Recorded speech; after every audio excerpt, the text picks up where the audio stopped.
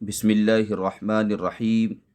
الدرس العشرون العبادت، 20واں سبق عبادت۔ العبادت عبادت۔ طلع الفجر، فجر کا وقت ہوا۔ طلع یطلع طلوعا مطلب نکلنا، طلع الفجر فجر نکلا مطلب فجر کا وقت ہوا۔ وَأَذَّنَ الْمُؤَذِّنُ، أَذَّنَ يُؤَذِّنُ تأذیناً آذان دینا، وَأَذَّنَ الْمُؤَذِّنُ اور مؤذن نے آذان دی۔ وَاسْتَيْقَظَ الْمُسْلِمُونَ، استيقظ استيقاظاً کا مطلب آتا ہے بیدار ہونا، نیند سے اٹھنا۔ وَاسْتَيْقَظَ الْمُسْلِمُونَ اور مسلمان نیند سے بیدار ہوئے۔ ماجد استيقظ، ماجد استيقظ یعنی ماجد بھی نیند سے بیدار ہوا۔ وَتَوَجَّهَ إِلَى الْمَسْجِدِ لِلصَّلَاةِ اور نماز کے لیے مسجد کا رخ کیا۔ توجہ یتوجہ إِلَى الشَّيْءِ کسی چیز کی جانب متوجہ ہونا، اور إِلَى المکان کسی جگہ کا رخ کرنا۔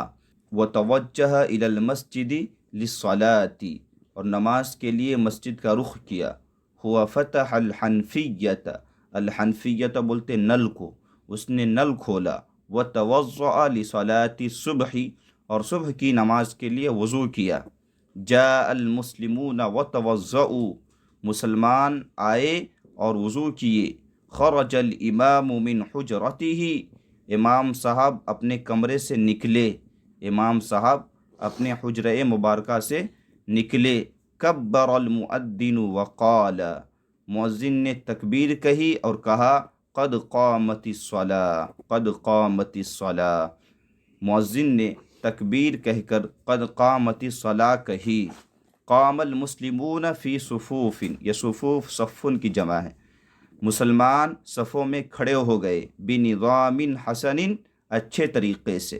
قام المسلمون فی صفوف بنظام حسن مسلمان صفوں میں اچھے طریقے سے کھڑے ہو گئے۔ وصلوا بالجماعۃ اور جماعت سے نماز ادا کی۔ سلم الامام امام نے سلام پھیری۔ وسلم المصلون اور دیگر نمازیوں نے بھی سلام پھیری، یا دیگر مقتدی لوگوں نے بھی سلام پھیری۔ وانتہت الصلاۃ نماز ختم ہوئی، انتہا ختم ہونا، انتہت الصلاۃ نماز ختم ہوئی۔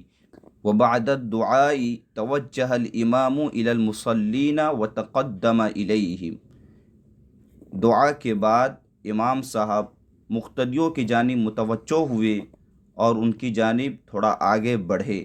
بعد الدعاء توجہ الامام الى المصلین امام صاحب نے مصلین یعنی نماز پڑھنے والوں اور نمازیوں کی جانب رخ کیا اور ان کی طرف تھوڑا آگے بڑھے، یعنی پیش رفت فرمایا۔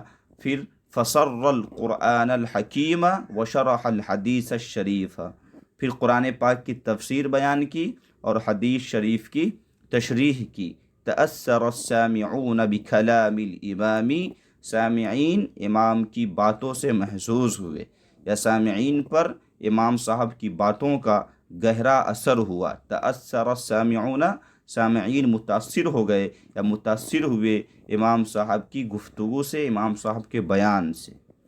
اس طریقے سے اس سبق کے اندر باتیں پیش کی گئی ہیں، اس کا خلاصہ یہاں پر محادثے کی شکل میں پیش کیا جا رہا ہے۔ اس طریقے سے آپ مشق اور تمرین کریں گے تو کافی فائدہ ہوگا۔